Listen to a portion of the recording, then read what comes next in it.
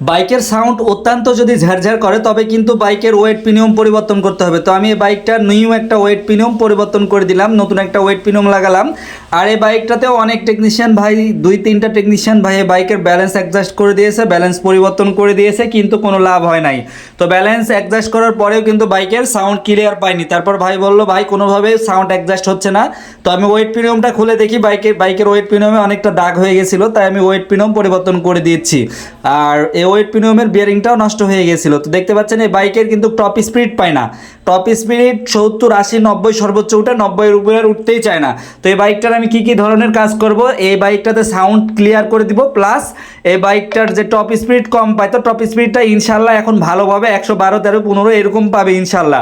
তো এই বাইকের দেখতে পাচ্ছেন আমি সম্পূর্ণ কাজ দেখাই দিচ্ছি। আর এইভাবে যদি কাজ করেন একটা বাইকের সম্পূর্ণভাবে টপ স্পিড থেকে শুরু করে সব কিছুই ভালো পাওয়া যাবে। আর যেই দেখলেন যে অয়েল পাম্পটা খোলার পরবর্তীতে সময় আপনারা কেরাসিন অথবা ডিজেল দিয়ে ওয়াশ করে হাওয়া মেরে লাগাই দিবেন। তো আমি এখন দেখাবো ব্যালেন্স অ্যাডজাস্ট করার সিস্টেম। তো ব্যালেন্স অ্যাডজাস্ট কীভাবে করবেন, ব্যালেন্স অ্যাডজাস্ট করার সময় সব সময় ব্যালেন্স অ্যাডজাস্টারটা একটা নিতে হবে। নেওয়ার পর দেখতে পাচ্ছেন আমি ব্যালেন্সটা সুন্দরভাবে সব সময় যেদিকে টাইট হবে একদিকে দেখা যাবে টাইট কখনোই হবে না, তো সব সময় ডান দিকে হয়।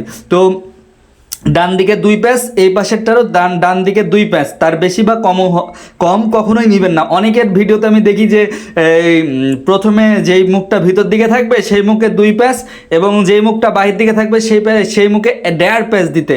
তো এরকম ভুল করবেন না, 1.5 প্যাচ দিতে হবে না, 2 প্যাচ করে দিবেন, তবে ইনশাআল্লাহ বাইকের সাউন্ড অ্যাকুরেট হয়ে যাবে। তো দেখতে পাচ্ছেন আমি কিন্তু অ্যাডজাস্ট করে নিচ্ছি। অ্যাডজাস্ট করার পরে আমি লাগানোর ফুলটা দেখাবো আজকে, ব্যালেন্স সেটিং এবং ক্লাচ অ্যাসেম্বলি সেটিং। এবং বাইকের টপ স্পিড না পাইলে কখনো শুধু ক্লাস প্লেট পরিবর্তন করবেন না, একদম ক্লাস অ্যাসেম্বলি পরিবর্তন করে নেবেন, তবে ইনশাআল্লাহ ভালো একটা পারফরমেন্স পাবেন। তো দেখতে পাচ্ছেন আমি কিন্তু অ্যাডজাস্ট করে নিচ্ছি, দেখেন কেমন করে আমি লাগাচ্ছি। আর ওয়েট পিনিয়মের এখানে একটা সাদা দাগ আছে, এই সাদা দাগের সাথে ইঞ্জিনের ওপরে যে একটা চিরা চিহ্ন দেখতে পাবেন, এই চিরা চিহ্ন এবং সাদা দাগ দুইটা অ্যাডজাস্ট করে লাগাতে হবে, তাহলে কিন্তু অ্যাডজাস্ট হবে, তাছাড়া কখনো অ্যাডজাস্ট হবে না। এবং ব্যালেন্স লাগানোর সময় সব সময় মাথায় রাখবেন বাইকের টি থাকতে হবে বা টপ থাকতে হবে, যাকে বলে পিস্টনটা উপরের দিকে থাকতে হবে। টপ না থাকলে কিন্তু ব্যালেন্স অ্যাডজাস্ট করে কোনো লাভ নয়, ওই বাইকের সাউন্ড কখনোই অ্যাডজাস্ট হবে না।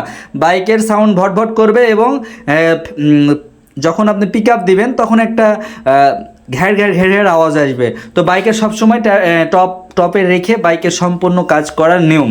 তো দেখতে পাচ্ছেন আমি কিন্তু ব্যালেন্সটা অ্যাডজাস্ট করছি। তো ব্যালেন্সটা অ্যাডজাস্ট করে লাগাই দিলাম। ব্যালেন্স আগে নতুন দেওয়া ছিল, সেহেতু আমি ব্যালেন্স দিইনি, শুধু ওয়েট পিনিয়মটা পরিবর্তন করে দিয়েছি।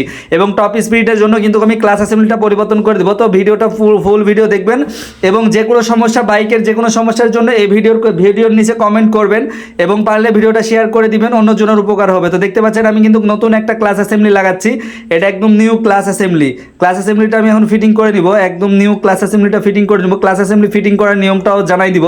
যদি ক্লাস অ্যাসেম্বলি এভাবে ফিটিং না হয়, তবে প্রত্যেকটা ক্লাসের যে 4টা নাট আছে, 4টা নাট লুজ দিতে হবে। লুজ দেওয়ার পরে একটা গিয়ার দিয়ে নেবেন, আর গিয়ার দেওয়ার পরে ক্লাস অ্যাসেম্বলিটা ধীরে ধীরে ভিতর দিকে একটু ঠেলা দিবেন, দিলে কিন্তু লেগে যাবে ইনশাআল্লাহ। তো ক্লাস অ্যাসেম্বলি লাগানোর সিস্টেমটা এরকমই, এভাবে ক্লাস অ্যাসেম্বলি লাগালে খুব সহজে ক্লাস অ্যাসেম্বলি লাগানো যাবে, এবং কোনো ঝামেলার মধ্যে পড়বেন না। তো আমি যখন নাট লাগাচ্ছি, নাটগুলোতে এমন করে বাড়ি দিয়েছে, কারো কাছে টুলস ছিল না, স্পেশাল টুল ছাড়া নাট খুলে নেবেন না। যদি স্পেশাল টুল ছাড়া নাট খুলেন, তবে কিন্তু ওই নাটের থ্রেডগুলো নষ্ট হয়ে যায়, এতে করে কিন্তু ওই বাইকের মধ্যে অনেকটা ঝামেলার মধ্যে পড়ে যায়, এবং বাড়িতে খুললে শ্যাপটা ব্যাকা হয়ে গেলে ওই ক্লাস সাইড থেকে ঘ্যার ঘ্যার আওয়াজ আসবে, সেহেতু বাড়িতে কখনো খুলে নেবেন না। আমি কিন্তু এই নাট অনেক কষ্ট করে লাগাইছি, এবারে এই নাটের কোনো স্থান্দিমান্দি কিছু ছিল না, এমনভাবে বাড়ি দেওয়া দিছে।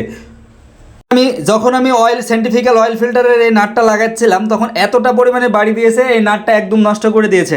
তো অনেক কষ্ট করে এই নাটটা লাগাতে হচ্ছে। এই নাটটা আপনারা কখনো বাড়িতে খুলবেন না, স্পেশাল টুলসের দাম খুব একটা বেশি না, 500-600 বা 700 টাকা দাম। এই স্পেশাল টুলসগুলো অবশ্যই ক্রয় করবেন। যে সমস্ত টেকনিশিয়ান আমার ভিডিও দেখছেন, তারা অবশ্যই স্পেশাল টুলস দিয়ে কাজ করবেন, ইনশাআল্লাহ কাজের পারফরমেন্স ভালো পাবেন। তো অনেক কষ্ট করে বাড়ি টাড়ি দিয়ে ভিতরে ঢুকায় আমি লাগাইলাম। তো এভাবে লাগানোটাও ঠিক নাই, এভাবে লাগালে দেখা যাচ্ছে শ্যাফটটা বাঁকা হয়ে গেলে ওই বাইকের পারফরমেন্স কখনোই ভালো পাওয়া যাবে না। এবং প্রত্যেকটা নাট টর্ক রেঞ্জে টাইট দিব। টর্ক রেঞ্জের একটা আলাদা একটা কী বলবো পারফরমেন্স আসছে। টর্ক রেঞ্জে নাট সঠিকভাবে টাইট দিলে নাটগুলো ভালো থাকে, প্লাস টাইটটাও সঠিকভাবে হয়, পরবর্তীতে যে খুলবে তারও খুব সুবিধা হবে খুলতে, এবং নাটটাও স্থায়ীভাবে ভালো থাকবে। তো বাইকের আমি দেখতে পাচ্ছেন ক্লাস অ্যাসেম্বলি এবং বাইকের যে ওয়েট পিনিয়ম আছে, দুইটা চেঞ্জ করলাম। এই চেঞ্জ করার পরে কিন্তু এই বাইকটার আমি সাউন্ড শোনাবো, সাউন্ড শুনলে কিন্তু আপনি অবাক হয়ে যাবেন, একদম নিউ বাইকের মতো একদম কটকটে আওয়াজ হয়ে যাবে ইনশাল্লাহ। আর এই বাইকের কখনো কখনোই আর অসুবিধা হবে না। তো শেষ পর্যন্ত যারা ভিডিও দেখলেন তাদেরকে অসংখ্য ধন্যবাদ। আমার এই বাইক কেয়ারের সাথে থাকবেন, পাশে থাকবেন এবং লাইক, কমেন্ট এবং শেয়ার করে দিবেন। তো আমাকে ভালো লাগলে ইনবক্স করবেন, আর যে কোনো সমস্যার জন্য আমাকে কল করতে পারেন, আমার আইডিতে নাম্বার আছে। ইনশাল্লাহ আমি সাউন্ডটা